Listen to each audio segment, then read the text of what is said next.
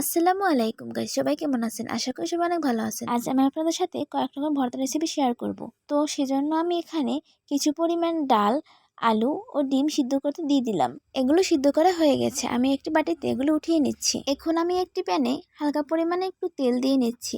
তেলটি গরম হয়ে গেলে এতে আমি ছোট ছোট করে রাখা বেগুনগুলো দিয়ে দেব। হালকা একটু লবণ ও পেঁয়াজ দিয়ে এটিকে বাদামি কালার করে ভেজে নেব। ভাজা হয়ে গেছে, আমি এগুলোকে একটি বাটিতে উঠিয়ে আমি কিছু শুকনো মরিচ ভেজে নিচ্ছি। ভাজাভাজির কাজ শেষ, এখন আমি এগুলোকে ভর্তা করে নেব। তাই আমি ডিমটাকে ভেঙে নিচ্ছি।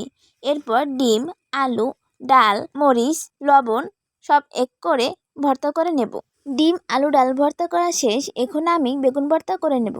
যেহেতু বেগুন ভাজার সময় এখানে পেঁয়াজ আর লবণ দিয়েছিলাম, তাই এখানে বেশি কিছু দেব না, শুধু একটু মরিচ দিয়ে এটাকে ভর্তা করে নেব। একসাথেই বানিয়ে নিলাম মরিচ, বেগুন, ডাল ও আলু ভর্তা।